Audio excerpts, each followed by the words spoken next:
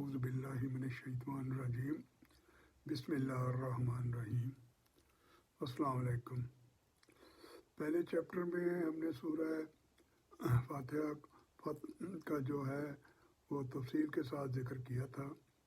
اب باقاعدگی سے قرآن پاک کا جو ہے وہ اس کو شروع کرتے ہیں۔ تو اس میں جو ہے فقط جو ہے اس سے ہم ابتدا کریں گے۔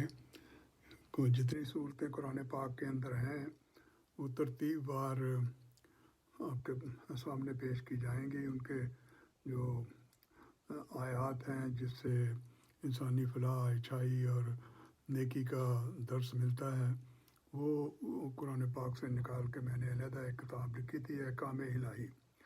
تو اس کو میں اب چیپٹر وائز پیش کر رہا ہوں آپ کے سامنے۔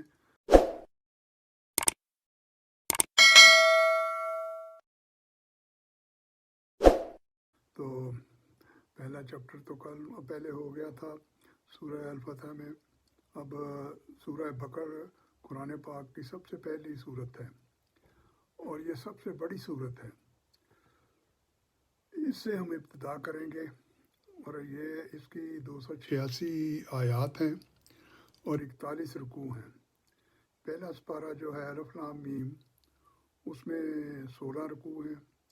دوسرا سپارہ جو ہے سیاقول، اس میں 17 رکوع ہیں، اور تیسرا سپارہ تلک رسول، اس کے 8 رکوع ہیں، اور یہ صورت مدنی ہے۔ تو اس سے ہم اپنا جو ہے وہ شروع کرتے ہیں۔ تو شروع کرتا ہوں اللہ کے نام سے جو بڑا مہربان اور نہایت رحم والا ہے۔ تو اس میں 3 نمبر جو آیت ہے نا جی، وہ پہلے میں پیش کرتا ہوں۔ جو لوگ غیب پر ایمان لاتے ہیں اور نماز قائم کرتے ہیں، ہمارے دیے ہوئے مال میں سے خرچ کرتے ہیں۔ یہ میں اردو میں سارا آپ کو پیش کروں گا کیونکہ ساری زبانیں اللہ تعالیٰ کہتا ہے کہ میری زبانیں ہیں، آپ جس بھی زبان میں بات کریں گے وہ میرے تک پہنچتی ہے۔ اس لیے عربی کا پڑھنا یا اس کو بولنا ہمیں کوئی ابتدائی طور پر ایسی تعلیم ہی نہیں دی گئی، اور یہ خیر ایک علیحدہ مسئلہ ہے، اس میں میں نہیں جانا چاہتا۔ تو آگے 4 نمبر آیت ہے۔ اس سے پہلے جو ہے اس کو الف لام میم کا ذکر کیا گیا ہے سپارے کا نام لے کر۔ اس کا تو یہ ہے کہ ان کے اصلی معنی تک کسی کی رسائی نہیں ہے، بلکہ یہ بھید ہے اللہ اور اس کے رسول کے درمیان، جو بوجہ مصلحت اور حکمت ظاہر نہیں کیا گیا۔ تو یہ جو لفظ ہیں کئی سپاروں میں اور کئی آیات میں پہلے آتے ہیں مختلف حرفوں سے جوڑ کر۔ تو پہلے سپارے میں الف لام میم آتا ہے اور سپارے کا نام بھی الف لام میم اسی لیے رکھا گیا ہے۔ تو اس کی جو ہے 4تھی آیت ہے، اور جو لوگ ایمان لاتے ہیں اس پر جو آپ کی طرف اتارا گیا۔ آپ کی طرف کا مطلب ہے حضور علیہ السلام کی طرف جو اللہ تعالیٰ نے قرآن پاک اتارا ہے، اس پر جو لوگ ایمان لاتے ہیں، اور جو آپ سے پہلے اتارا گیا اور وہ آخرت پر بھی یقین رکھتے ہیں۔ پہلے اتارا گیا سے مطلب ہے کہ پہلے پیغمبروں کے اوپر جو کتابیں اتاری گئیں، صحیفے اتارے گئے، حضرت آدم پر صحیفے اتارے گئے، حضرت ادریس پر صحیفے اتارے گئے، حضرت نوح پر اتارے گئے۔ اس طریقے سے پھر اس کے بعد اللہ تعالیٰ نے اپنی کتابیں اتارنی شروع کی۔ زبور ہے اور جو ہے بائبل ہے اور تورات ہے۔ تو یہ مختلف پیغمبروں کے اوپر اتری ہیں مختلف وقتوں میں انسان کو صحیح راستے پہ لگانے کے لیے۔ بہرحال تو آگے 5ویں نمبر کی آیت ہے، یہی لوگ اپنے رب کی طرف سے ہدایت پر ہیں اور یہی لوگ فلاح اور نجات پانے والے ہیں۔ یعنی کہ جو اللہ تعالیٰ کے پر ایمان رکھتا ہے، ان کی کتابوں پر ایمان رکھتا ہے، ان کے رسولوں پر ایمان رکھتا ہے تو ان کو ہی نجات ملے گی، یوم آخرت پر نجات رکھتا ہے، اللہ کے عہد ہونے پر ایمان رکھتا ہے، وہی انعام یافتہ ہیں لوگ۔ پھر 21ویں آیت ہے، درمیان میں پھر کچھ ایسے ہی حضرت موسیٰ کی قوم کا ذکر آ جاتا ہے، وہ ہمارا چیپٹر نہیں ہے، وہ علیحدہ سے ہم انشاءاللہ پروگرام کریں گے۔ 21ویں ہے، اے لوگوں اپنے رب کی عبادت کرو جس نے تمہیں اور تم سے پہلے کے لوگوں کو پیدا کیا اور یہی تمہارا بچاؤ ہے۔ پھر 22ویں ہے، جس نے تمہارے لیے زمین کو فرش اور آسمان کو چھت بنایا اور آسمان سے پانی اتار کر اس سے پھل پیدا کر کے تمہیں روزی دی۔ خبردار باوجود جاننے کے اللہ کے شریک مت مقرر کرو۔ شریک مقرر کرنے کا مطلب ہے کہ کوئی لوگ بتوں کو بت بنا کر کہتے تھے یہ ہمارا خدا ہے، اور کوئی کسی ایسی ہستی کو کہہ دیتے تھے کہ یہ ہمارا خدا ہے۔ تو اللہ تعالیٰ کو اپنے برابر کسی وہ شرک اپنے ساتھ شریک ہونے کو کسی کو پسند نہیں کرتا، اور قیامت کے دن سب سے زیادہ اسی کو سزا ملے گی جو اللہ تعالیٰ کے ساتھ کسی کو شریک کرتا ہوگا، یعنی کہ مشرک ہوگا جو۔ تو آگے 28ویں آیت ہے، تم اللہ کے ساتھ کیسے کفر کرتے ہو حالانکہ تم مردہ تھے، یعنی کہ ماں کے پیٹ میں تھے تو مردہ تھے، اس نے تمہیں زندہ پیدا کیا، پھر تمہاری پیدائش ہوئی، پھر تمہیں مار ڈالے گا، پھر تمہاری موت ہوگی، پھر زندہ کرے گا، مرنے کے بعد اللہ تعالیٰ پھر زندہ کرے گا، اور جو ہے پھر اسی کی طرف لوٹائے جاؤ گے۔ پھر سب کو زندہ کر کے اللہ تعالیٰ پھر اپنے پاس ایک جگہ جمع کرے گا۔ یہ انسان کا ایک سفر ہے جو قرآن میں بتایا گیا ہے۔ تو آگے 43ویں آیت ہے، اور نماز قائم کرو اور زکوٰۃ دو اور رکوع کرنے والوں کے ساتھ رکوع کرو۔ اب نماز کا ذکر آ گیا ہے، زکوٰۃ کا ذکر آ گیا ہے، تو آہستہ آہستہ اللہ تعالیٰ اپنی جو ضروری چیزیں ہیں انسان کو بتانے والی وہ بیان کرتا فرماتا جائے گا۔ آگے 44ویں آیت ہے، کیا لوگوں کو بھلائیوں کا حکم کرتے ہو اور خود اپنے آپ کو بھول جاتے ہو، باوجود کہ یہ کہ تم کتاب پڑھتے ہو، کیا اتنی بھی تم میں سمجھ نہیں ہے؟ آگے 45ویں آیت ہے، اور صبر اور نماز کے ساتھ مدد طلب کرو، یہ چیز شاک ہے مگر ڈر رکھنے والوں کے لیے۔ اس دن سے ڈرتے رہو جب کوئی کسی کو، یہ 48ویں آیت ہے، اس دن سے ڈرتے رہو جب کوئی کسی کو نفع نہ دے سکے گا اور نہ ہی اس کی بابت کوئی سفارش قبول ہوگی، اور کوئی بدلہ اس کے عوض لیا جائے گا اور نہ وہ مدد کیے جائیں گے۔ یعنی کہ اس دن سے ڈرتے رہو، یعنی کہ قیامت سے، اس قیامت سے ڈرو۔ تو پھر اس کے بعد اس میں جو ہے حضرت موسیٰ کی قوم کا ذکر آ جاتا ہے، وہ بھی ہمارا موضوع نہیں ہے تو اس لیے اس کو بھی چھوڑ دیا گیا ہے۔ پھر 62ویں آیت ہے، یہ بڑی غور طلب ہے اور یہ قرآن پاک میں کئی جگہ پر اس کو دہرایا گیا ہے مختلف انداز میں، اور یہ ہے کہ مسلمان ہوں، یہودی ہوں، نصارہ ہوں یعنی عیسائی، یا سابی ہوں، جو کوئی بھی اللہ پر اور قیامت کے دن پر ایمان لائے اور نیک عمل کرے، ان کے اجر ان کے رب کے پاس ہیں، اور ان پر نہ تو کوئی خوف ہے نہ اداسی ہے۔ یہ بڑی صاف صاف الفاظ میں اللہ تعالیٰ نے انسان کو بتایا ہے۔ تو آگے 81ویں 77 نمبر آیت ہے، کیا یہ نہیں جانتے کہ اللہ ان کی پیچیدگی اور ذات داری سب کو جانتا ہے؟ یعنی کہ اللہ تعالیٰ ہر چیز جانتا ہے، کہ جو کچھ بھی انسان کرتا ہے وہ اللہ کے علم میں ہے۔ ہاں جی، پھر 81ویں آیت ہے، یقیناً جس نے بھی برے کام کیے اور اس کی نافرمانیوں نے اسے گھیر لیا، وہ ہمیشہ کے لیے جہنم میں جائے گا۔ اب یہاں جہنم کا ذکر آ گیا ہے کہ غلط کام کرنے والوں کے لیے، اللہ کی نافرمانی کرنے والوں کے لیے جہنم کی آگ بھی تیار ہے، اس کے لیے بھی وہ تیار رہے۔ آگے 83ویں آیت ہے، اور جب ہم نے بنی اسرائیل سے وعدہ لیا کہ تم اللہ تعالیٰ کے سوا کسی دوسرے کی عبادت نہ کرنا اور ماں باپ کے ساتھ اچھا سلوک کرنا، اس طرح قرابت داروں، یتیموں اور مسکینوں کے ساتھ اور لوگوں کو اچھی باتیں کہنا، نمازیں قائم رکھنا اور زکوٰۃ دیتے رہا کرنا، لیکن تھوڑے سے لوگوں کے علاوہ تم سب پھر گئے اور منہ موڑ لیا۔ یہ حضرت موسیٰ کی قوم کے متعلق اللہ نے کہا ہے۔ ان کو اللہ تعالیٰ نے بے شمار آسانیاں دیں، آسمان سے کھانا اتارا، فرعون سے نجات دلائی، اور گھر جو تھے ان کو دیے اللہ تعالیٰ نے رہنے کے لیے، بڑی بڑی آسانیاں پیدا کی، لیکن ان میں سے کچھ لوگ اس پر قائم رہے اللہ کے حکم پر، باقی سب جو تھے وہ اللہ کے حکم سے منہ موڑ لیا انہوں نے۔ آگے 107 نمبر آیت ہے، کیا تجھے علم نہیں کہ زمینوں اور آسمان کا ملک اللہ ہی کے لیے ہے، اور اللہ کے سوا تمہارا کوئی ولی اور مددگار نہیں۔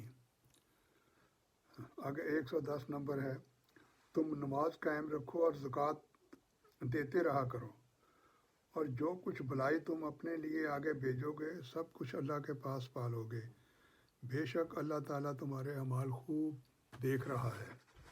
تو یہ کوئی چیز اس سے پوشیدہ نہیں ہے، زکوٰۃ دو، نماز پڑھو، یہی نیکی ہے۔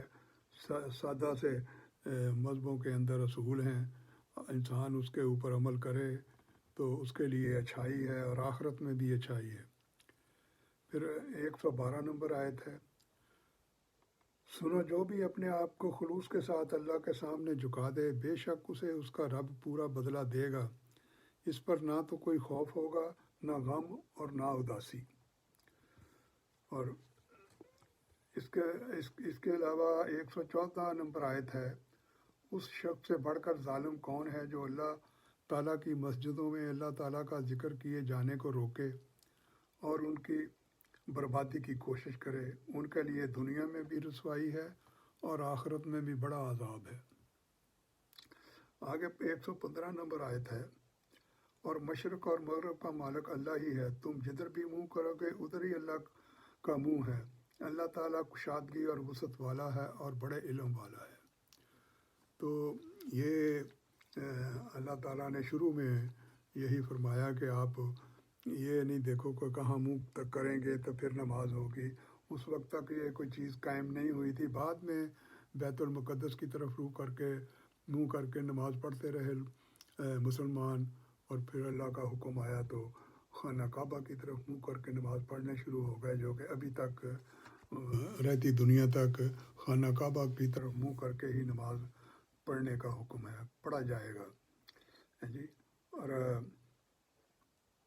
پھر یہ ہے کہ جیسا سورہ رحمان میں ہے، والمشرقین والمغربین، یعنی کہ دو مشرق ہیں دو مغرب ہیں، اس کا یہ مطلب نہیں ہے کہ ایک مشرق دائیں طرف ہے اور ایک بائیں طرف ہے، نہیں، کیونکہ عام اکثر میں دیکھا ہے آپ نے کہ سردیوں میں سورج کہیں سے نکلتا ہے، گرمیوں میں کہیں سے نکلتا ہے، اسی طرح غروب ہوتا ہے، تو وہ پھر دو مشرقوں کا اس لیے ذکر کیا گیا ہے اور دو مغربوں کا۔ تو اس کے بعد 116ویں آیت ہے، یہ کہتے ہیں کہ اللہ تعالیٰ کی اولاد ہے، نہیں بلکہ وہ پاک ہے، زمین و آسمان کی تمام مخلوق اس کی ملکیت میں ہے اور ہر ایک اس کا فرما بردار ہے۔ اب یہ بات بھی بڑی عجیب ہے کہ جو یہودی ہیں وہ حضرت عزیر کو اللہ کا بیٹا کہتے ہیں، اور جو عیسائی ہیں وہ حضرت عیسیٰ کو اللہ تعالیٰ کا بیٹا کہتے ہیں، اور بعض عیسائیوں کے فرقے تو ایسے ہیں جو حضرت عیسیٰ کو دوسرا خدا مانتے ہیں، یعنی کہ کتنا بڑا یہ شرک ہے کہ اللہ کے مقابلے میں کسی اور شخص کو خدا کہنا، خواہ وہ ولی ہو، نبی ہو، کوئی بھی ہو، اللہ ایک ہی ہے، باقی سب جو ہے اس کی رعایا ہے، انسان ہوں، نبی ہوں، رسول ہوں، سب جو ہے وہ یہ بہت غلط تصور ہے، لیکن اپنے اپنے وہ دینوں پر اڑے ہوئے ہیں، کئی لوگ سمجھ جاتے ہیں تو وہ راہ راست پہ آ بھی جاتے ہیں۔ تو آگے 120 نمبر آیت ہے، آپ سے یہودی نصارہ ہرگز راضی نہیں ہوں گے۔ اللہ تعالیٰ نے لوگوں کو یہ واضح طور پہ کھول کے بتا دیا ہے کہ یہودی اور عیسائی مسلمانوں سے کبھی راضی نہیں ہوں گے جب تک کہ آپ ان کے مذہب کے تابع نہ بن جائیں، جب تک کہ آپ بھی ان کے جیسے نہ ہو جائیں۔ آپ کہہ دیجئے کہ اللہ کی ہدایت ہی ہدایت ہے، اور اگر آپ نے باوجود اپنے پاس علم آ جانے کے پھر ان کی خواہشوں کی پیروی کی تو اللہ کے پاس آپ کا نہ تو کوئی ولی ہوں گے اور نہ کوئی مددگار۔ بڑی وضاحت کے ساتھ بتا دیا گیا ہے۔ پھر 123 نمبر آیت ہے، اس دن سے ڈرو جس میں کوئی نفس کسی نفس کو کوئی فائدہ نہ پہنچا سکے گا، نہ کسی شخص سے کوئی فدیہ قبول کیا جائے گا، نہ اسے کوئی شفاعت نفع دے گی، نہ اس کی مدد کی جائے گی۔ اب قیامت کے دن تو ہر بندے نے اپنا حساب دینا ہے۔ اس دن نفس و نفسی کا دور ہوگا، نہ باپ بیٹے کو پہچانے گا، نہ بیٹا ماں کو پہچانے گا، نہ بیوی خامند کو پہچانے گی، نہ بھائی بہن کو پہچانے گی۔ ہر ایک نے اپنے اپنی پڑی ہوئی ہوگی، ہر ایک کا اپنا اپنا روز نامچہ اللہ کے پاس پڑا ہے، وہ ترازو پہ رکھا جائے گا، دیکھا جائے گا کہ کتنے دنیا میں اچھے کام کیے، کتنے برے کیے۔ اچھائی والے جنت میں جائیں گے اور برائی والے دوزخ میں جائیں گے۔ تو یہ سبق ہے انسان کے لیے کہ وہ ابھی جو ہے، جو اللہ تعالیٰ اچھی چیزیں بتا رہا ہے، نماز ہے، زکوٰۃ ہے، روزہ ہے، حج ہے، یہ ساری چیزیں جو ہیں ان پر عمل کرنے سے یہ کوئی اتنا ٹائم بھی نہیں لیا جاتا۔ اسلام بڑا سادہ سا مذہب ہے کہ 5 وقت کی نماز ہے، اور اس میں بھی کتنی سہولت ہے۔ اگر آپ بیمار ہیں، سفر پر ہیں، پھر پڑھ سکتے ہیں، اور اگر قضا ہو جائے، نہ پڑھی جائے تو دوسری نماز کے ساتھ پڑھ لیں۔ زکوٰۃ ہے، اگر آپ اس حیثیت میں ہیں کہ آپ زکوٰۃ دے سکتے ہیں تو آپ پر وہ چیز لاگو ہوتی ہے، اگر آپ نہیں غریب ہیں تو آپ اس سے بری الذمہ ہیں۔ اور روزہ، اگر آپ بیمار ہیں، سفر میں ہیں تو آپ ان کو بعد میں روزہ رکھ سکتے ہیں۔ کتنا سادہ سا مذہب ہے ہمارا، لیکن پھر بھی ہم لوگ جو ہیں وہ اندھیروں میں ڈوبے ہوئے ہیں، تھوڑا معمولی سی باتیں ہیں، اور اس کا فائدہ کتنا ہوگا یہ اس کا اندازہ کوئی شخص دنیا میں نہیں لگا سکتا۔ اور آگے جا کے 127ویں آیت ہے، ابراہیم علیہ السلام اور اسماعیل علیہ السلام خانہ کعبہ کی بنیادیں اور دیواریں اٹھاتے جاتے تھے اور کہتے جا رہے تھے کہ ہمارے پروردگار، تو ہم سے قبول فرما، تو ہی سننے والا اور جاننے والا ہے۔ اب یہاں پر یہ ہے کہ خانہ کعبہ کی اپنی ایک تاریخ ہے۔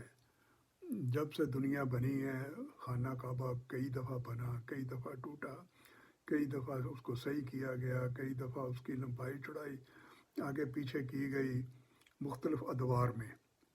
اور اس کے اوپر میں نے بہت تحقیق کی ہے، میرا ایک بہت بڑا مضمون ہے جو میں پھر کسی وقت انشاءاللہ پیش کروں گا۔ تو حضرت ابراہیم علیہ السلام جب دیواریں اٹھا رہے تھے تو وہ اللہ تعالیٰ سے دعا کرتے جا رہے تھے کہ یا اللہ اس شہر کو امن کا گہوارہ بنانا، اور اس میں میری امت میں سے رسول پیدا کرنا، اور اللہ نے ان کی دعا قبول کی۔ تو یہاں آ کے مجھے ایک چھوٹا سا واقعہ جو ہے وہ پیش کرنا ہے کہ 1996 میں میں اور میری بیوی نشابہ مرحومہ اور میری بیٹی سارہ، ہم نے پروگرام بنایا کہ ہم عمرہ کر کے جائیں۔ تو ہم نے وہ حبیب بینک میں پاسپورٹ جمع ہوتے تھے ویزا لگنے کے لیے عمرے کے، ہم نے پاسپورٹ جمع کرائے، 8 دن کے بعد ویزا لگ کے آ گیا۔ تو ہم نے سعودی ایئر لائن میں ٹکٹ بک کرائی اور 8 دن کا سٹے لے لیا سعودی عرب کا۔ تو جدہ پہنچ کے ہم مکہ شریف چلے گئے۔ ہوٹل میں سامان رکھا، احرام باندھے ہوئے تھے، ہم حرم میں چلے گئے، تو وہاں جا کے طواف شروع کر دیا۔ تو ان دنوں خانہ کعبہ کی تعمیر ہو رہی تھی نئے سرے سے، تو اس وقت کے بادشاہ نے اس وقت جو ہے نا جی یہ کام کروایا، خانہ کعبہ کی توسیع بھی کروائی۔ تو خانہ کعبہ کی جو پہلے دیواریں تھیں اس میں جو پتھر لگے ہوئے تھے ان کے اوپر نشان لگا کر انہوں نے جو وہاں کام کرنے والے تھے انجینئر، نمبر لگا کے اور کمپیوٹرائزڈ کیا سب کو کہ ایک پتھر جو ہے وہ زمین سے کتنا اونچا ہے، مشرق سے کتنا ہے، مغرب سے کتنا ہے۔ تو اس طریقے سے ان کو انہوں نے محفوظ کیا۔ پھر ساری دیواریں گرا کے بنیادوں تک دوبارہ ان پتھروں کو آب زمزم سے دھویا اور پھر بنیادوں سے شروع کر کے اوپر اٹھانا شروع کیا۔ اور اس کے ارد گرد انہوں نے پلائی ووڈ کا ایک خول سا بنایا ہوا تھا تاکہ باہر لوگ دیکھ نہ سکیں کہ اندر کیا ہو رہا ہے۔ تو ہم چکر لگاتے لگاتے جب اس کے دروازے تک پہنچے، وہاں ایک گارڈ کھڑا تھا جو کہ پاکستانی لگتا تھا اور پنجابی اردو بول رہا تھا۔ تو میری بیوی نے اس کو کہا کہ بھائی ہمیں بھی اندر جانے دیں۔ تو اس نے کہا کہ بی بی عورتیں جو ہیں وہ نہیں اندر جا سکتی۔ تو میری بیوی نشابہ مرحومہ نے کہا کہ چلے میرے خامد کو بھیج دیں۔ تو اس نے مجھے اپنے پاس اشارہ کر کے بلا لیا۔ تھوڑی دیر کے بعد ایک سعودی وفد آیا جو اندر چیکنگ کے لیے جا رہا تھا، تو مجھے ان کے درمیان کر دیا۔ اب وہ وفد والے سمجھے ہوں گے کہ میں یہاں کام کرنے والا ہوں، کام کرنے والے سمجھے ہوں گے کہ یہ ان کے ساتھ آیا ہے۔ میں ایسے گھومتا گھومتا اس کے دروازے تک چلا گیا، جو دروازہ اب بھی ہے، لیکن اس وقت صرف دیواریں تھیں، دروازہ بھی نہیں لگا ہوا تھا۔ اندر جو فرش تھا وہ کچا، یعنی کہ سیمنٹ سے کچا کیا ہوا تھا اور پانی لگایا ہوا تھا، اوپر ٹاٹ دیے ہوئے تھے، جیسے کہ ہمارے ملکوں میں بھی ہوتا ہے سب میں، کہ فرش کو پکا کرنے کے لیے۔ اور ایک کونا ذرا اونچا تھا، وہاں پر ایک جا نماز پڑھا تھا۔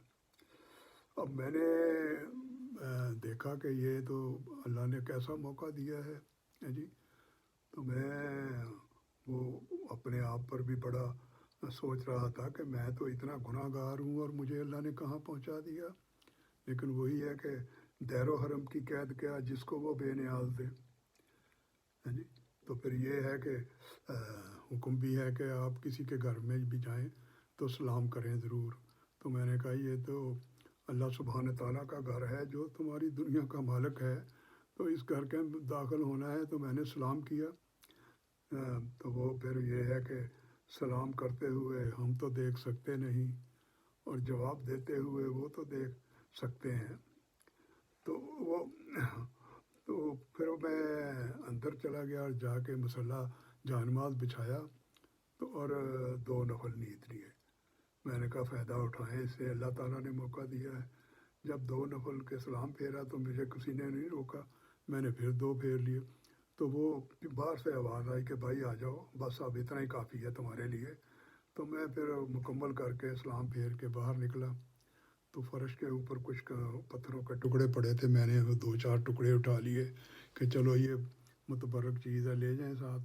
تو ایک بندہ فوراً میرے پاس آ گیا، اس نے کہا کہ بھائی آپ یہ چیزیں نہیں لے جا سکتے، یہاں سے کوئی چیز باہر نہیں جا سکتی۔ میں نے کہا بھائی آپ نے بھی یا سمندر میں پھینکنے ہیں یا گوداموں میں رکھ دیں بوریوں میں بند کر کے۔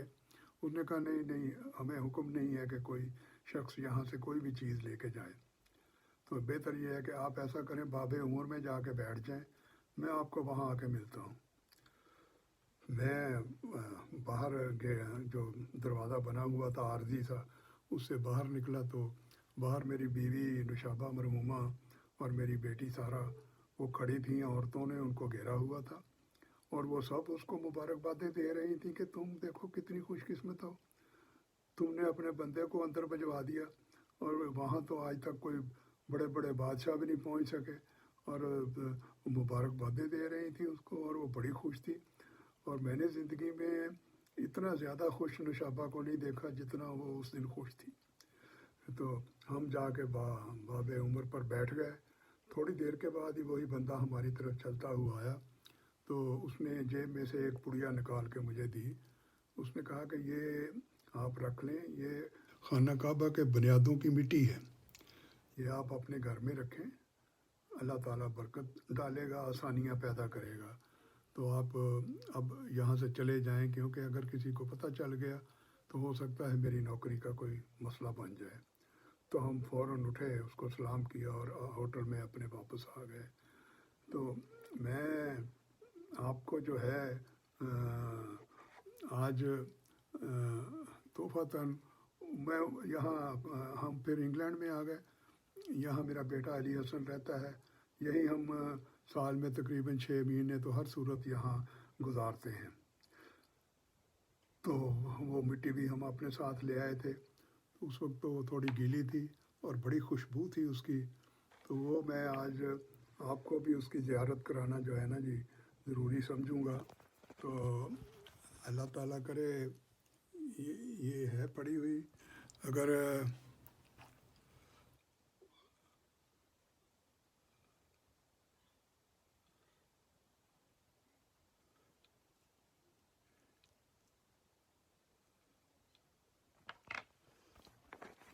یہ ہو سکتا ہے میں آپ کو صحیح طریقے سے نہ دکھا سکا ہوں، لیکن بس یہ ہمارے پاس پڑی ہے اور ہم نے اس کو ابھی بڑا سنبھال کے رکھا ہوا ہے.